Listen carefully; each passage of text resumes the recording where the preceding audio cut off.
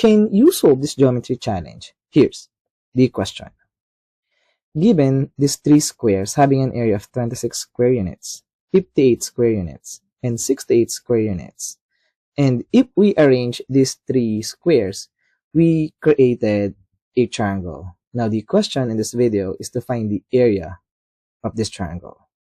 Now pause this video right now and see if you can answer this question, because I will show you the answer and the solution in 3, 2, 1. Alright, the answer to this question simply equal to 19 square units. And of course, the question is, how do we get 19 square units? And here's the solution. And of course, if we want to find the area of any triangle, given its side length, one theorem comes in our mind. This is the Heron's formula. But this Heron's formula consists of this extra letter, which is S, which means that this is the semi-perimeter of the side of this triangle. So the Heron's formula, the area of this triangle, any triangle given its side ABC, simply equal to the square root of S multiplied by S minus A, multiplied by S minus B, multiplied by S minus C. Simplify and you get the area of this triangle. But unfortunately, in our given triangle, the side length of this triangle are all irrational. We have square root of 26, square root of 58, and square root of 68. In short, using the Heron's formula is a mess. So, what we're going to do is to use another method to find the area of this triangle. We will use what we call the generalized Heron's formula. In this formula, we don't need the semi-perimeter. We just need is the side length of the triangle. So here it is. We have 1/4 multiplied by the square root of 4a squared b squared minus the quantity a squared plus b squared minus c squared raised to the power of 2.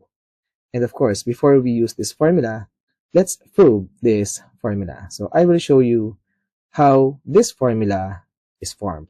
So first, take note, given this triangle, we can get the area of this triangle using this formula, 1/2 times AB times this angle included by side A and side B, which is, let's call this as sine C. Now, we know the Pythagorean identity. We have sine squared C plus cosine squared C equals 1. And we can get the value of sine C. This is just square root of 1 minus cosine squared C. Now, our formula becomes 1/2 times AB times square root of 1 minus cosine squared C. And we need to replace this cosine squared C in terms of A, B, and C, or the side length of this triangle.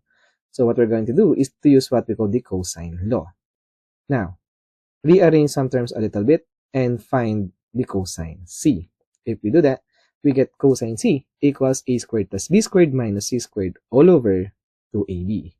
But we want cosine squared C, so let's square on both sides. And there you have it. Cosine squared C equals the quantity A squared plus B squared minus C squared all over 2AB raised to the power of 2. In short, the area of a triangle can be written as this equation. We have 1/2 times AB times the square root of 1 minus this quantity A squared plus B squared minus C squared all over 2AB raised to the power of 2. And now what we're going to do is to simplify all of this expression. So let's start with this parenthesis. And now, this one, we can rewrite this as 4a squared b squared all over 4 times a squared b squared. And the main reason why we do that is to make this denominator the same. Now, let's focus on this result. And what we're going to do is to factor out this denominator. So, let's factor out 1 over 4a squared b squared on these two terms. And now, 4a squared b squared minus the quantity a squared plus b squared minus c squared raised to the power of 2 is exactly this expression. So what we're going to do is to move 1 over 4a squared b squared outside the radical sign. And if we do that, we have 1 over 2ab. Now, ab and ab are gone. This is just 1. And 1 over 2 times 1 over 2. This will give us 1 over 4. And there you have it. This is the generalized Heron's formula.